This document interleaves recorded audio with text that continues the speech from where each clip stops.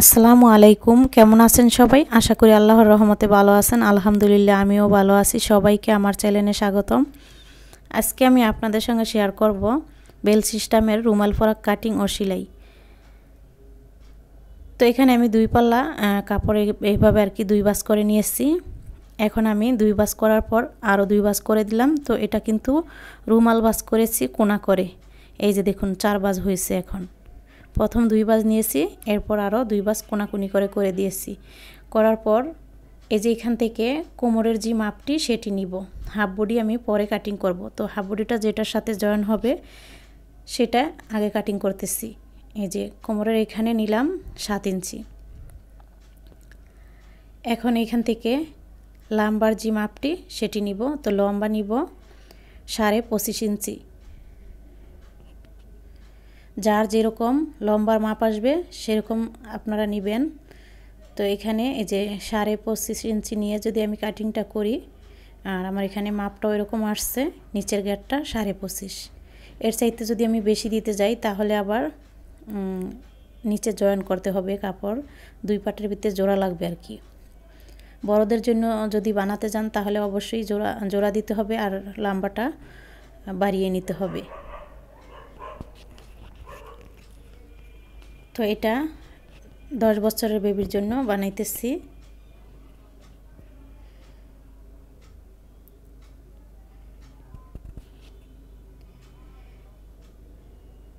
সাড়ে 25 ইঞ্চিতে এরকম করে মার্ক করে নেওয়ার পর দাগটি মিলিয়ে নিচ্ছি নিচের রাউন্ডের যে নিচের যে গেটটা সেটা আর কি। তো এই তো আমি এই যে দাগটি মিলিয়ে নিয়েছি। হয়তো বা প্রিন্টের কাপড় দেখে আপনারা বুঝতে পারেন না। আর এই যে এখানটাতে হয়েছে কোমরটা আর কি। তো কোমরটা কেটে নিয়েছি। এখন নিচের যে গেটটা সেটা কেটে নিব। যদি কোথাও আপনারা বুঝতে না পারেন আমাকে কমেন্টের মাধ্যমে জানাবেন, আমি আপনাদের বুঝিয়ে দেওয়ার চেষ্টা করব। তো এই তো নিচের গেটটা কিন্তু কাটিং করা হয়ে গেল। এখন হাফ বডি কেটে নিব। তো প্রথমে লম্বার মাপটি নিব। তো হাফ বডির লম্বা নিব 11 ইঞ্চি। এই যে 11 ইঞ্চি নেওয়ার পর পুট নিব 5 ইঞ্চি। এখন সোজা করে একটি দাগ টেনে নিব।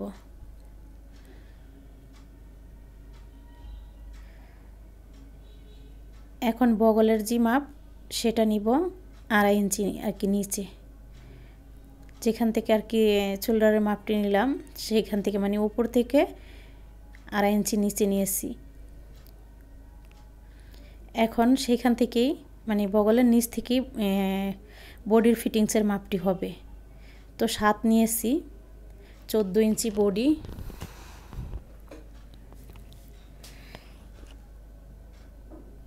চার ভাঁজের হিসাব করে মাপটি নেবেন। এখানে আমি নিয়েছি শোল্ডারের যে এই যে শোল্ডারটা এখানে থাকবে 2.5 ইঞ্চি, 5 ইঞ্চি যেহেতু নিয়েছিলাম আমি এখানে। তো এই যে কাঁধের এইখানটাতে থাকবে 2.5 আর গলার থাকবে 2.5 ইঞ্চি। এরপর নামতি নিব এই যে এখান থেকে নিচের দিকে আর কি নামতিটা, সেটাও 2.5 ইঞ্চি নিব। নিয়ে এই যে এরকম ছোট করে একটি মার্ক করে দিলাম। দেওয়ার পর এই যে গলার শোল্ডারের এখানে এভাবে একটু ভি গলা শেপে মার্ক করে নিয়েছি। আর এই যে কোমরের মাপটা এটা হচ্ছে আমরা যে হাফ বডি কেটেছিলাম নিচের গেটটা 7 ইঞ্চি নিয়ে এখানেও 7 ইঞ্চি নিয়েছি। আরও হাফ ইঞ্চির সেটি একটু বেশি নিয়েছি বাড়িয়ে, বা 1 ইঞ্চিও রাখতে পারেন এক্সট্রা কাপড়, 1 ইঞ্চি বাড়িয়েও নিতে পারেন, কোনো সমস্যা না, সাইডে কাপড় থাকলে সমস্যা নেই।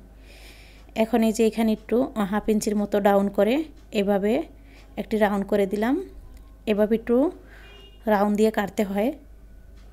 তো এই যে বি শেপে পিছনের গলা সামনের গলা দুটোটাই কিন্তু হবে। আর এখানে কম নেওয়ার কারণ হয়েছে বেল্ট হবে, তো বেল্টের জন্য উপরের দিকে আরও বাড়বে। এই কারণে গলা বা যে বগলের এখানে আরও উপরে যেহেতু বেল্টটা লাগাবো অবশ্যই এখানে বেশি হবে। আশা করি আপনারা দেখলেই বুঝতে পারবেন। তো এখানে কিন্তু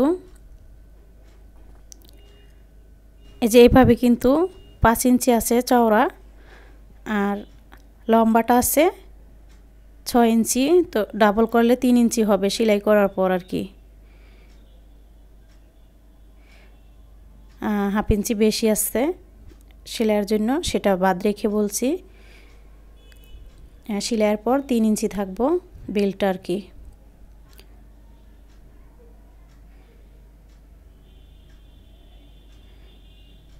এই যে এরকম সিস্টেম হবে, আশা করি বুঝতে পারছেন।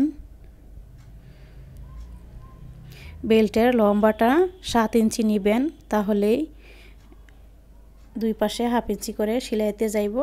এরপর আর কি সেলাই করতেছি। আশা করি পুরো ভিডিওটা দেখবেন, তাহলে বুঝতে পারবেন। আর সেলাইটা কিন্তু একদমই সহজ। আর আমার নতুন আপুদের জন্য সেলাইটা দেখা গুরুত্বপূর্ণ। আপনারা সেলাইটা দেখলে বুঝতে পারবেন যে এটা কীভাবে সেলাইটা করবেন। না দেখলে, টেনে টেনে দেখলে কিন্তু আপনারা কিছুই বুঝবেন না। একটু ধৈর্য সহকারে দেখবেন। প্রথমে আমি বেল্ট সেলাই করে নিব। এরকম সোজা করে বেল্টটি একটা সেলাই দিব, তাহলেই হবে। আমি একটি করেই বেল্টে সেলাই দিয়েছি। এখানে বেল্টের সেলাইটি ডাবল উঠছে, কিছু মনে করবেন না।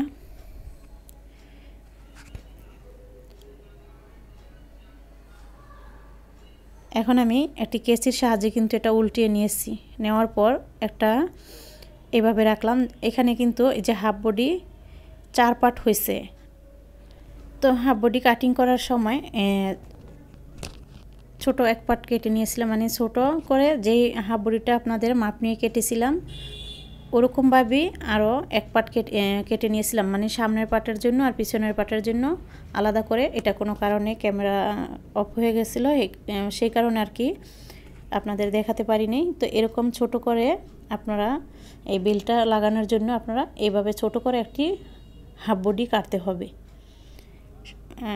উপরেটা মানে বড়টা যে 11 ইঞ্চি লম্বা নিয়ে কেটেছিলাম, এটা কিন্তু কম আসছে, কম করেই কাটতে হবে। আর আপনাদের কাছে কাপড় বেশি থাকলে তাহলে আপনারা ডাবল করে দিতে পারবেন। তবে এটা ছোটই থাকে, ছোট থাকাই ভালো, ডাবল করার কোনো দরকার নেই।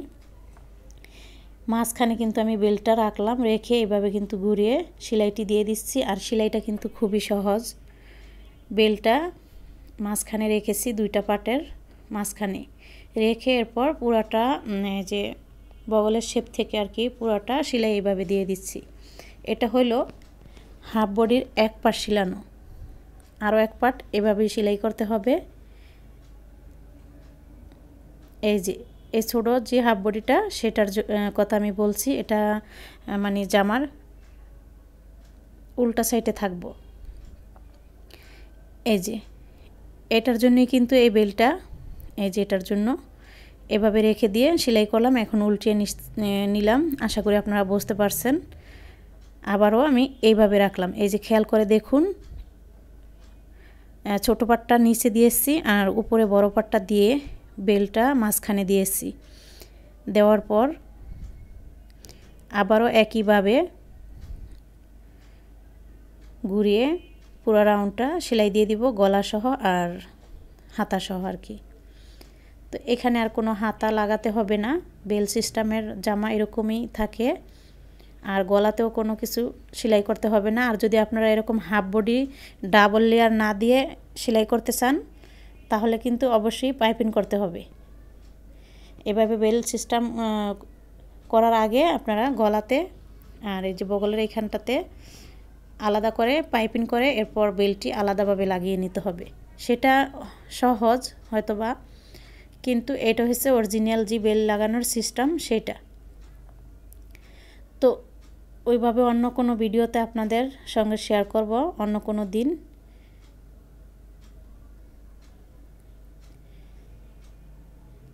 এই যে এখানে একটু সেলাই ছুটে গিয়েছে, আমি আবারও দিয়ে দিয়েছি। এখন ঠিক আছে। এই তো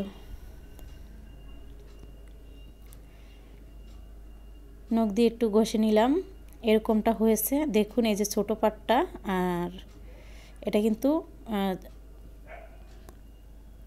উল্টা পাশ আর কি।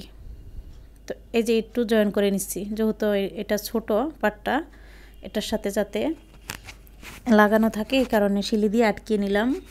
এখন এই যে এরকমটা হয়েছে। ফিতা বানিয়ে নিয়েছি। তো ওই ফিতাটি একটু ভিন্ন স্টাইলে, আমার কাছে কাপড় কম ছিল, এখানে এই কারণে আমি ছোট করেই দিয়েছি। ডাবল লেয়ারের হাফ বডি কাটিং করার লাগছে, এই কারণে আর কি কাপড় একটু শর্ট হয়েছে। তো ফিতাটি চাইলে আরও বড় দিতে পারেন। তো আমি ফিতা এখানে কিন্তু ডাবল করে করে দোনো পাশে দিচ্ছি, এই কারণে আরও একটু বেশি লাগছে। দুটি ফিতা এক সাইডে, আবারও দুইটি ফিতা এক পাশে, এরকম করে থাকবে। এটা একটা ডিজাইন, দেখতে সুন্দর লাগে। বাচ্চারা যদি এরকম ভাবে ফিতা দিয়ে জামা তৈরি করে দেন, পরালে কিন্তু দেখতে খুবই ভালো লাগে। এই কারণে এভাবে করে দিয়ে দিবেন। অবশ্যই ডাবল সেলাই দিবেন, আমিও দিয়েছি। এখন হাফ বডি একটু ভাঁজ করে আপনাদের দেখাচ্ছি এটা কীরকম হয়েছে। আর ফিতাটাও এই যে দেখুন, এটা চাইলে সামনে এনেও আপনারা একটা বাঁধতে পারেন, আর পিছনের দিকে একটা বাঁধতে পারেন, বা যে কোনো এক সাইডে ফুল করে রেখে দিলেও দেখতে সুন্দর লাগে। আর হাফ বডি আমি মেপে নিয়ে এরপর সেলাইটা করছি, নিচের পাটটা আর কি। সাইড দোনো পাশে সেলাইটি দিয়ে দিব। এটা সাইডের যে সেলাইটা সেটা। এখন এই সাইডে সেলাইটি দিব।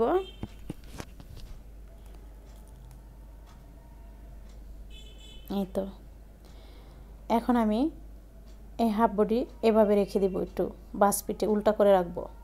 ফিতাটি এভাবে রাখলাম, রেখে দেখুন এই যে এভাবে করে পুরোটা রাউন্ড গোল করে সেলাইটি দিয়ে কোমরের সাথে জয়েন করে নিব। ঠিক আছে, আমার এই জয়েনটা আপনারা একটু খেয়াল করে দেখলে আপনাদের খুবই সুবিধা হবে।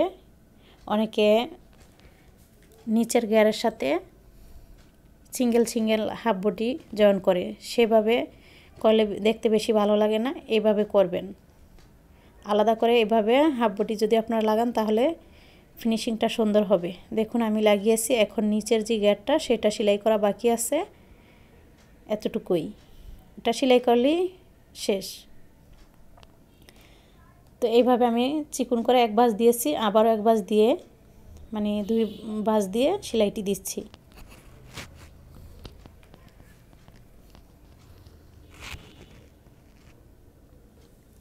যারা এতক্ষণ ধৈর্য ধরে আমার সঙ্গে পুরো ভিডিওটা দেখলেন তাদেরকে অসংখ্য ধন্যবাদ। আর যদি আপনারা কোথাও না বোঝেন আমাকে অবশ্যই কমেন্টের মাধ্যমে জানাবেন, আমি আপনাদের বুঝিয়ে দেওয়ার চেষ্টা করব। ভিডিওটি যদি ভালো লাগে প্লিজ ভিডিওতে আপনারা অবশ্যই লাইক দিয়ে দিবেন। আর যারা এখনও চ্যানেলটিকে সাবস্ক্রাইব করেন নাই, আপনাদের কাছে আমার অনুরোধ রইল আপনারা আমার ভিডিওটাতে লাইক দিবেন আর চ্যানেলটাকে অবশ্যই সাবস্ক্রাইব করবেন। তো এই ছিল আমার আজকের ভিডিও। সবাই ভালো থাকবেন। আবারও যাতে আমি আপনাদের মাঝে অন্য কোনো ভিডিও নিয়ে আসতে পারি। আল্লাহ হাফেজ।